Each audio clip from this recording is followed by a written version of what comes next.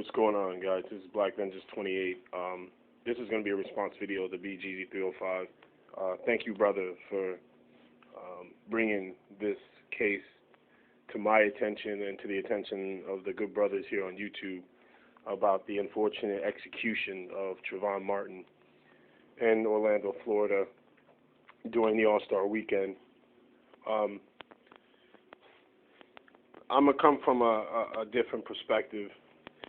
You touched upon it, bgeezy, when you said you used the word awareness.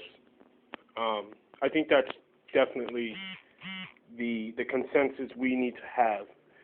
See, a lot of people think the times are better because we're not living in the 50s and 60s when they were openly lynching, raping, mutilating our black youth, our black adults, our black grandparents. And you see, they still are doing it. They're just doing it the legal way, okay? And the illegal way, because what happened to Trayvon Martin was, in my opinion, an execution. It was a deliberate warning, if you shall say, to the blacks that may live near that community, that gated community, to say, don't you step on our property, boy. Y'all stay over there. We stay over here. That's what that was about. And the legal system did nothing but reaffirm this quote-unquote warning by killing this young man, by letting this individual go walk scot-free. Am I surprised? Absolutely not. Absolutely not. This is happening all over the world and all over the United States. For every one story that is reported, a racially motivated crime that is reported against African Americans, 3 go uneven heard of. And these are true statistics. Now, just think of it in the grand scheme of things. How many other racially motivated crimes that were committed within, let's say, this weekend against African Americans that don't make the news, that don't make major newspapers? Hell, they don't even make local newspapers. Why? Because there's a lot of propaganda behind that, and that is to try to, because see, you have these liberals who want to tell you that the world is getting better. You have these liberals who tell you that times are different. So of course these liberal newspapers, these liberal news stations, they don't want to get involved. They don't want to draw the line in the sand and say, listen, the racial problem still exists. All right. But you know, one of the things my father always did for me is he always wanted me to have an understanding of the legacy that flows through my veins, of my people. The understanding and the knowledge to know what the sacrifice in which my grandparents, my great-grandparents, and their parents suffered and bled for. But with that awareness and with that knowledge and with that understanding, you have to be keen and you have to have an open eye for these white devils. And it's the truth. It is the truth. We can't, you know, a lot of people think that, yeah, you know, you walk around here, you're seeing on TV these interracial relationships.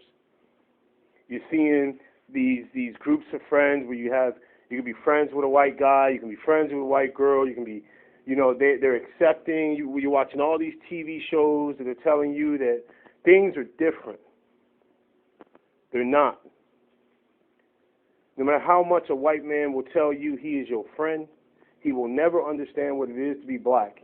He will never have to walk the streets, and when he walks into a store, that when people see him and their body language change, see, they don't notice that. They don't have to notice that. They haven't been raised to have that that understanding, to watch how people are when an African American walks into a store, or he walks into, you know, a office building, you know, how they look upon him.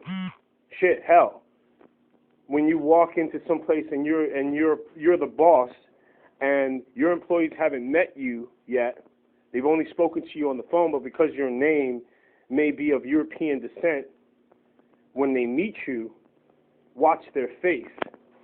That's racism. That's how that it's still prevalent today. But see, a white person doesn't understand that. So when you tell a white liberal today that racism exists, he says to you, well, I'm not racist. My family's not racist. We didn't kill any black people. Racism is going away.